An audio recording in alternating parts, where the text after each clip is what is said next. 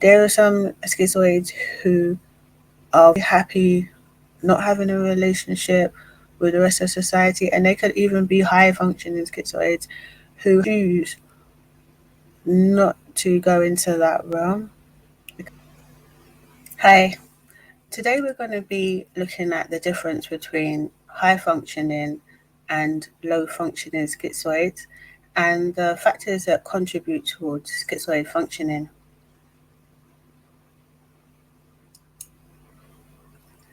As with a lot of different aspects of being schizoid, the ability to function exists on a spectrum, and so a person can vary between being extremely low functioning or extremely high functioning or be somewhere in between. Also, a schizoid function isn't like a set thing. So at different periods in a person's life, they might find themselves being able to function better than at other times, depending on what's going on in their life. The thing that fundamentally affects schizoids is safety sensitivity. And linked to this is the concern about closeness and distance. And that is in terms of being around other people and interacting with other people in an interpersonal way, and in terms of connecting with other people emotionally. There's also an issue with love and fear. I spoke about this in the Love Made Hungry video, which I will link above. And I was explaining how in infancy, many schizoids get off to a negative emotional experience with their primary caregiver, in the sense that they don't bond, and there can be a fear of love or fear of their own emotions, which leads to emotional detachment. So if you want to learn more about that, you can check the video out.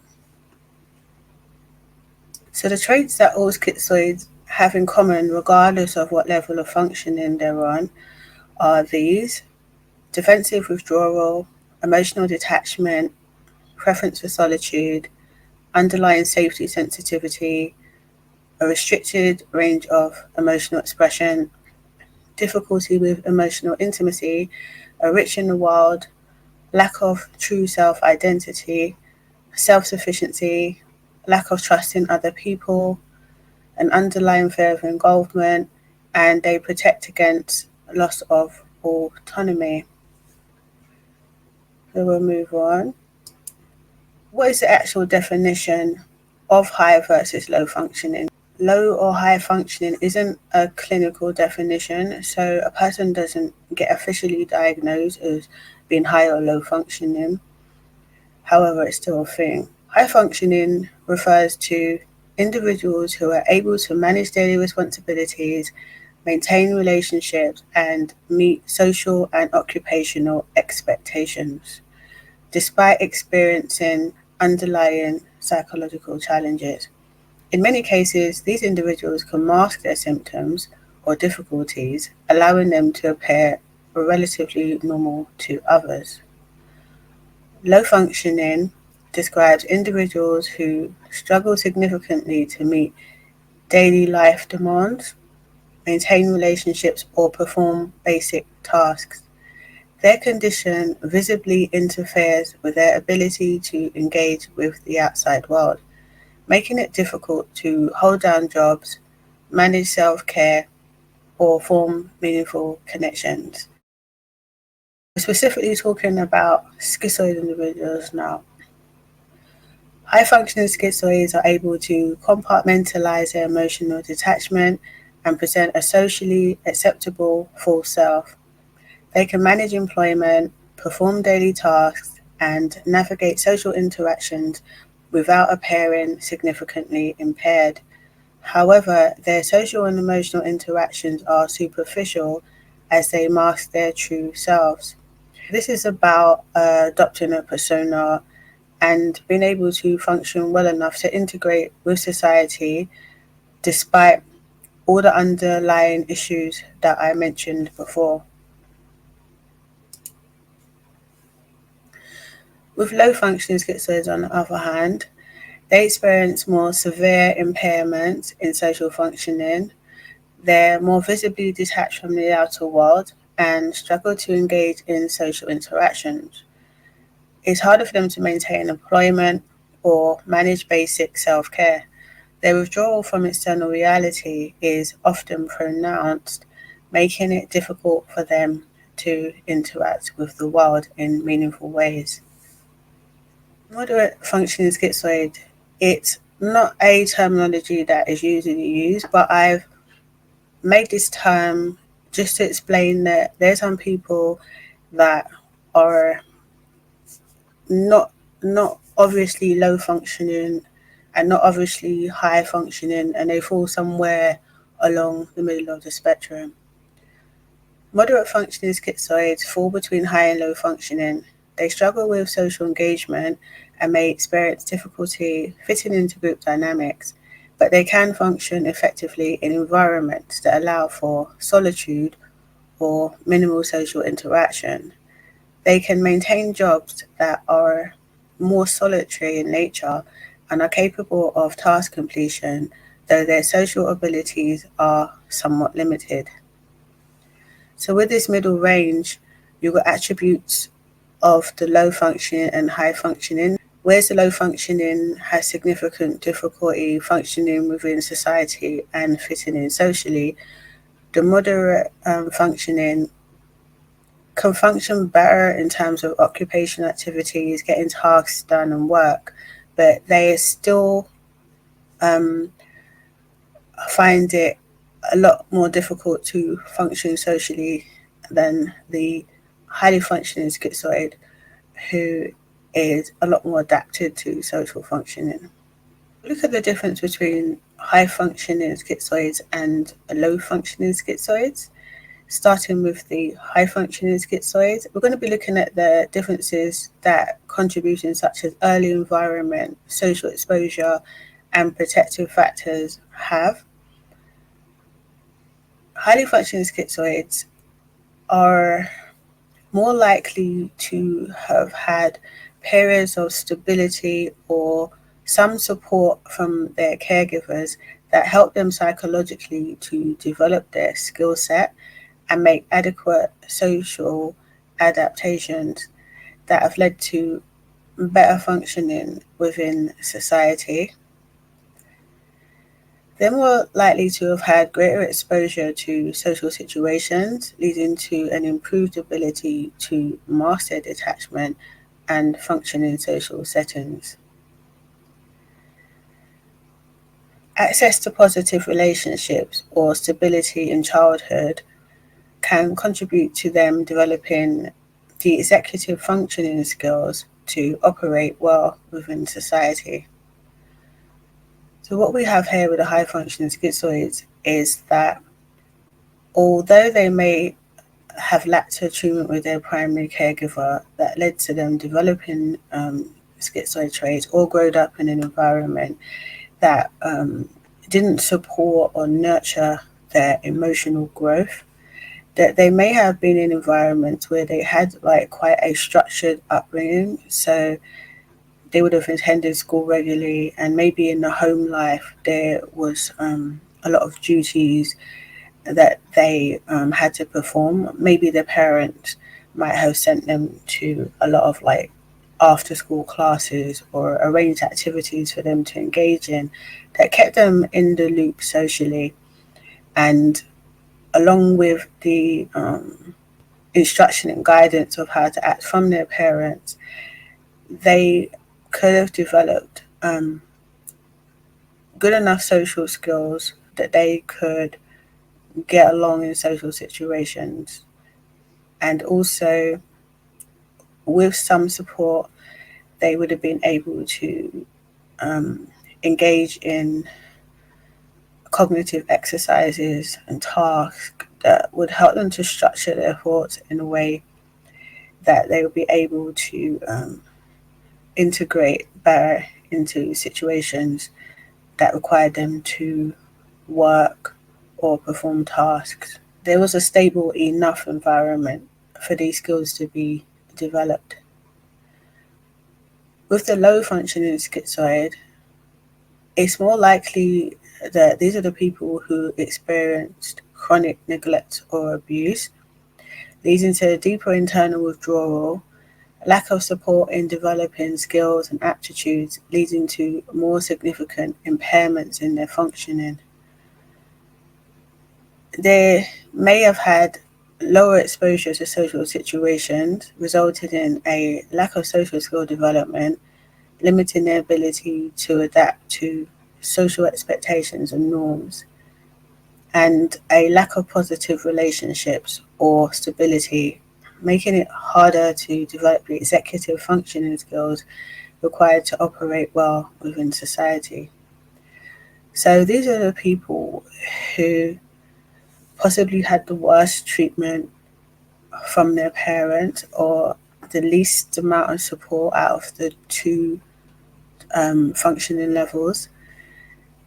It could be that they grew up in a place where there wasn't a lot of variety in the people around them, so they didn't really get to see how different types of people functioning, or they could have been brought up in a very poor environment where the people around them were generally low functioning, and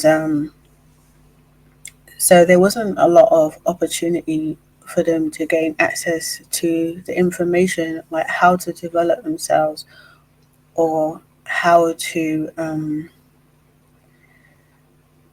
adapt to different types of people.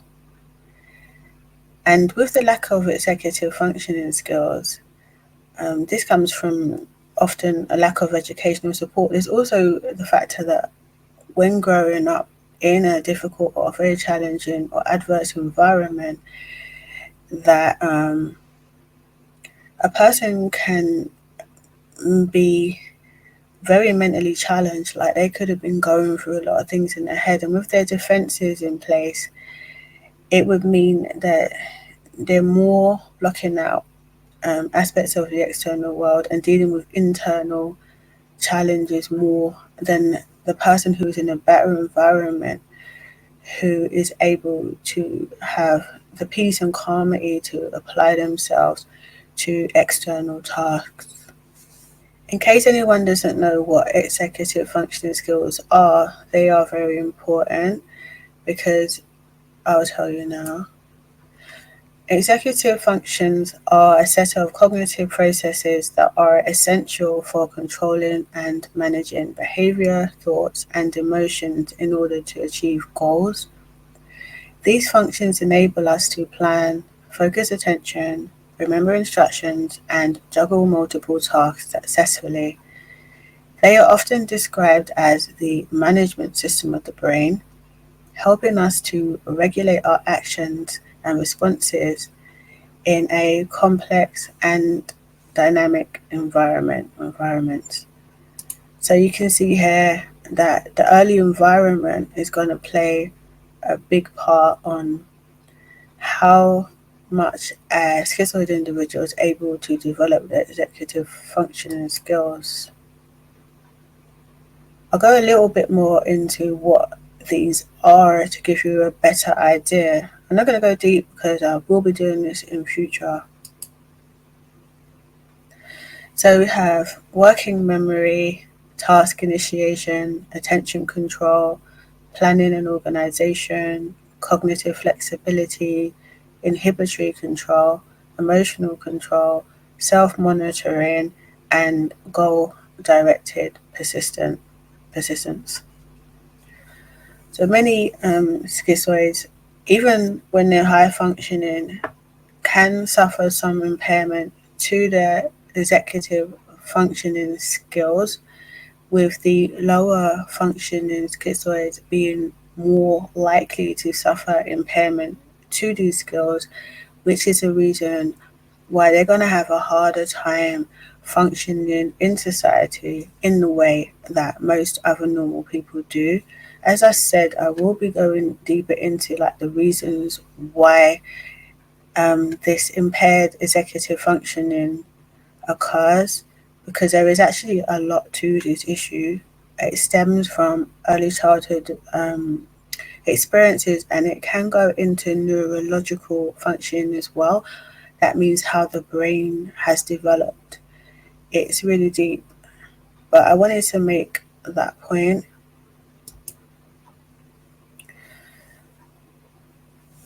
I've spoken in the past about the true self, full self functioning in schizoid individuals. The true self generally remains detached and hidden during social interactions, and emotions are also detached from during social interactions. And the schizoid individual will interact with the world via a full self system. So what this means is that they're likely to adopt a social persona and engage in role play. What we see with a highly functioning schizoid is that they've had the opportunity to develop better role playing skills. As I mentioned in the slide before, because of the possibility that they had greater social exposure and more support in interacting with other people, they're more likely to have started to engage in role play at an, well, I don't know what age specifically, but they would have in childhood begun to engage in role play through the support system and through the experiences that they were exposed to. On the other hand, the low functioning schizoid may not have been in a position to start to engage in role play because of their dysfunctional environment, that they weren't able to really adopt a social persona that could fit in. It could be that they were actually quite isolated from a young age because of their living circumstances, and that they didn't really have the opportunity to practice the role play. With the high functioning schizoids, or at least moderate, for some of them, they were in a position in childhood where they experienced parentification. And what this means is that they were kind of forced to play the parent role. They were forced to have responsibilities from a young age. And this could be linked to when they had to live up to their parents' expectations. And for some schizoids, they had to take kind of responsibility for their parents' emotions, moods, and like work around the parent. So there was a role that they had to play within the home as part of their survival mechanism. So you can see how with this highly functioning schizoids that the role play is going to be more developed than it's going to be in the lower functioning schizoids. The highly functioning schizoids are more likely to have a broader range, and I will explain more as we go on.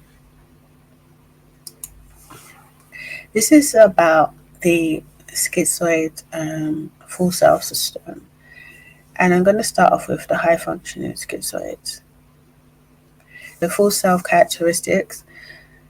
The high functioning schizoids are more flexible, or have a more flexible and adaptable full self that allows for the adoption of various social personas and engagement in social situations. Adaptability in social environments. They can be effective at mimicking social behaviors, capable of navigating social and professional environments. Their key challenges are that they're prone to energetic exhaustion and burnout, along with a sense of inauthenticity due to pressures to mask or fit in, sometimes to the detriment of their true self. With this, these individuals often find themselves living kind of in their full self system more than anything else. They can lose touch with their true self, and because it's not, this socialization isn't really natural, or it's not coming from the true self, it can be an effort, hence the draining, exhaustion, and the burnout and inauthenticity. Because, as I said, the socialization isn't coming from the true self, it's coming from the false self's need to survive. And it often comes from taking on certain roles to do with work, basically paying the bills and stuff like that. Sometimes the full self can be ego dystonic, and that means that it's not really in alignment with the true self. It's just something that the person is doing because they are. And yeah, over time, this can cause like a various array of issues for the high functioning schizoid. So, with the moderately functioning schizoids, their full self is less adaptable, but it's sufficient for solitary work or environments that require social interaction. They're capable of functioning in limited social settings. They have a more utilitarian full self to navigate necessary social interactions. They may struggle with more complex or demanding social environments. They have a limited ability to adapt to diverse social expectations and may experience inconsistencies in maintaining social roles. With these people, what we find is that they have good enough executive functioning that they can work and they can engage in society to some degree, but they tend to be limited in how much social functioning that they can do. And so with a utilitarian full self, this means that they will use social interactions that are practical to their goals or ambitions, where like the highly functioning schizoid might even have like a charismatic, funny personas that they can adopt. The moderately functioning schizoid is probably going to do less of that sort of thing, and just basically they could be polite, for example, and they know how to act and conduct themselves in order maybe like to pass an interview or just to get the things done that they need to get done. I think that's the basic point. So there are limits to what they can accomplish through social personas.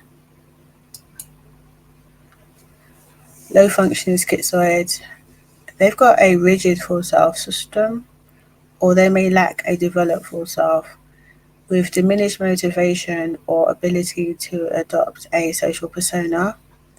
They're less adept at presenting a socially acceptable facade. They're visibly detached, leading to isolation and social withdrawal. They have difficulty managing internal and external conflicts. They're prone to social isolation and functional impairment. Because their role playing never got off the ground for a lot of them, their ability to put on a front and the ability to act isn't going to be as high as people on higher points of the spectrum. So they're going to be able to engage in very basic kind of social functions, but anything more than that is probably going to be a challenge for them. They're going to be like more obviously seen to be like withdrawn or like a loner, someone who isn't fitting in. And a lot of the difficulties with their functioning is going to come from that impairment to the executive functioning system, and the way that it makes it a lot harder for them to connect with the outside world and interact with it in a way that can come across as normal or on a level that like a lot of other people can. This is what it looks like side by side, and you can see that the higher functioning someone is, the more developed that their full self system is going to be. There are some people that are not social, but they're like really good at engaging in work and activities and getting on with it. And I think that a lot of schizoids would fall in this moderately functioning category, with the extremes of the high functioning and low functioning being less of a percentage. Now we're going to look at employment specifically, because the full self is more about social interactions. When it comes to employment, there's a bit of a different dynamic going on. High functioning schizoids are able to maintain employment, especially in roles that require minimal emotional involvement. They're able to mask emotional detachment and engage in social interaction superficially. Can appear socially integrated. Relationships are often superficial and emotionally distant, but can be maintained. This is showing that at work, the schizoid is able to engage in their employment and they're able to be social. However, it's still a strain because of their underlying issues and the fact that they're not naturally sociable in that way. Moderately functioning schizoids can work in solitary roles or environments that require minimal social interaction. They struggle with group dynamics and fitting in socially, but can manage necessary social exchanges. Limited ability to maintain relationship connections tends to focus on tasks or task-oriented interactions. I would like to sort of add an analogy to tell the difference between, say, moderately functioning schizoids and high functioning schizoids. In a work situation, for example, the high functioning schizoid might go out for drinks with their colleagues after work and just put on the front to sort of maintain some sort of relationships outside of work, even if those relationships don't go deep and there's not really much emotional connection. Whereas with a moderately functioning schizoid, they might be like polite at work and do what they need to do, but not go out and socialize with any of their work colleagues. Low functioning schizoids struggle to maintain employment or basic daily tasks due to withdrawal and detachment. They avoid social interactions, they are visibly detached, and their emotional distance makes social engagement very difficult. They can experience a pervasive sense of isolation and often avoid relationships altogether. So these are the people who are most likely to resonate with the DSM-5 schizoid personality disorder diagnosis, because they're really gonna find it hard to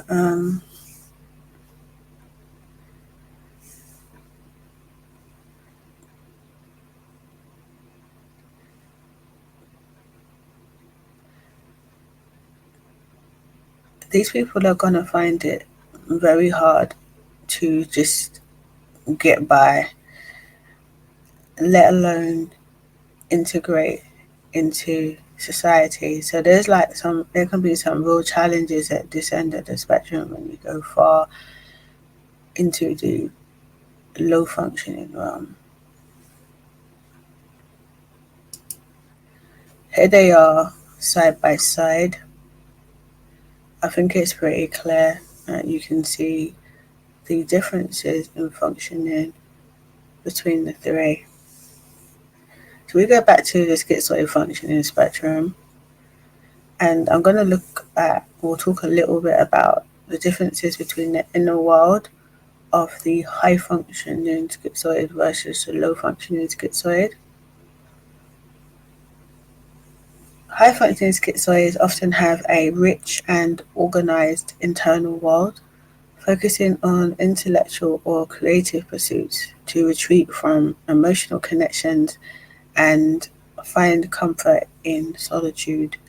Their internal experience is structured and provides a sense of control, even when their emotional engagement with others remains limited. They have all of the traits of being schizoid, but they are very organized and they've adapted well to society norms, so they can get on with what they need to. They can use their mind in positive ways. These ones are really able to get on with the roles that they are playing, and they have the potential to express social roles in a variety of ways, though they can burn out at some point. Underlying traits of schizoids, again, just to remind you that the high functioning schizoid has got all of these things going on beneath the surface. So it doesn't mean that they are literally normal and healthy. It just means that they're able to organize their inner world in a structured way, and they are able to function within society in a way that they can more likely pass as normal. With the low functioning schizoid, they experience a more chaotic and disorganized inner world. They may retreat into fantasy or introspection, but their inner experiences lack the structure required for effective external functioning. This disorganization creates greater isolation, which can, in some cases, lead to significant difficulty engaging with reality. These people are a lot more cut off from society than the high functioning schizoid. A lot of times they will retreat into their own world, not engage with other people, literally physically isolate themselves. They can be stuck in their minds, and they can have a lot more of a fragmented sense of self and fragmented thoughts. They're more likely to have struggles with dissociation, things like maladaptive daydreaming, because a lot of them were brought up in negative environments. Their defenses are will tend to be more developed towards obstructing their relationship with the external world, and so they they can have like a more diffused identity. The highly functioning schizoid can kind of adopt an identity from their job or the role that they play. So if they're like a doctor, they can take their identity like from their job, even though they may not have a deep introspective understanding of their true self. With the low functioning schizoid, it really is just them and themselves in their head, and there's a lot more going on in a sense of distancing from the outside world. And due to this, the low functioning schizoid, you could say like that they're more on like the disturbed end of the spectrum. Not all low functioning schizoids are actually disturbed, but you're gonna find some very disturbed people in this low functioning end of the spectrum. What can happen because of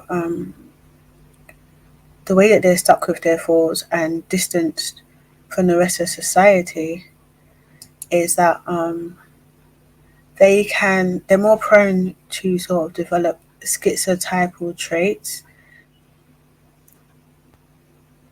I made a video called The Primary and Secondary Schizoid, and I was explaining that with the schizoid personality, which is outlined in psychoanalytic theory, Harry Guntrip came up with the 9 core traits that diagnose schizoid personality disorder.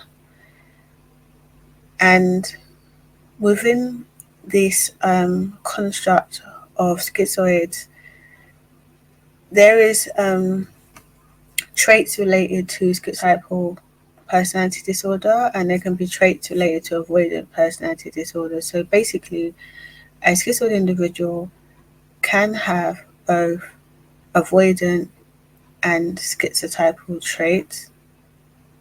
What happens if a person is particularly isolated, doesn't integrate into society? There's a more of a tendency that they can go towards schizotypal personality disorder. For most schizoids, they're probably not going to develop full-blown schizotypal personality disorder. So we're talking about a small percentage of people who will go on to develop unusual thoughts.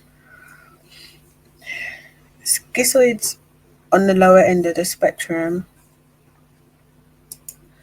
are more likely to engage in idiosyncratic thought, and we already know that schizoids in general tend to lean towards abstract thoughts, and this is because they're highly connected to ideas and ideation, and tend to lack a strong relationship with the physical world, which takes them into the subjective realm. So this means a lot of schizoids are going to engage in abstract thoughts. This can lead schizoids to lean towards esoteric fields or connect with esoteric ideas. So they could start thinking about things to do with magic and things to do with like astrology, or basically these are like abstract things that you can't see, feel, hear, or touch, like ideas related to the supernatural, mystical stuff. And with this, they can literally like go into their own world. They can really like stray away from the rest of the herd in their ideations. They can really come up with different ways of thinking. And with the moderate and highly functioning schizoids, their full self sort of grounds them or tethers them to the external world to some degree, because their executive functions are developed enough. Low functioning schizoids can also engage with the external world, but there's more struggles and conflicts with it, and they're more going to be stuck in their own internal thought process.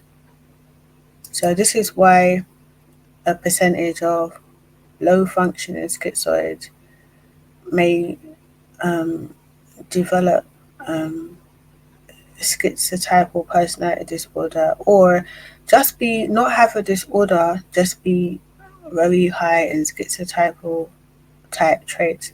It's complicated. It's difficult to explain the point. It's like there's still a lot of lack of research in this area, but I think that you get the point. Have highly functioning, low functioning side by side. We go on.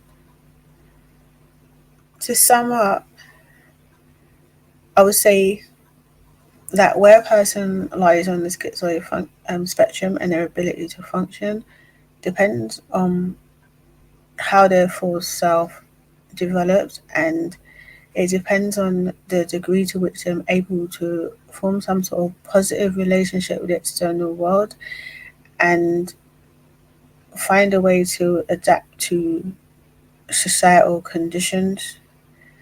There are some schizoids who are happy not having a relationship with the rest of society, and they could even be high functioning schizoids who have the ability and capability to interact with society, have the ability to work, but just choose not to go into that realm because they've got like other ways in which they can survive that doesn't involve having to like go into work and interact with other people. So not all high functioning schizoids are going to go out to work and interact with people. But the point is that they have the propensity or the ability to do it if they want to. Whereas with the low functioning schizoids, they're very socially impaired, and they're quite restricted in the role playing that they're able to do. A lot of low functioning schizoids don't want relationships and don't want to interact with society anyway. And so being held back in a social sense isn't really going to be a problem. It's more going to be, if any issue, is going to be survival in terms of money and sustenance. I really do want to make the point that at any level of functioning, someone can decide to isolate themselves and cut off from the rest of society. And I think that primarily the reason why schizoids do choose to go out and interact with society is usually for survival purposes. There can be other reasons as well, which can be to do with mutual interests, like interacting with people because of mutual interest. But this isn't a video about reasons why schizoids choose to isolate or choose to enter into society. It really has been to give you an overview of how schizoids function differently and the factors that contribute to that. And I think that's all I have to say on high versus low functioning schizoids. And yeah, see you in the next video.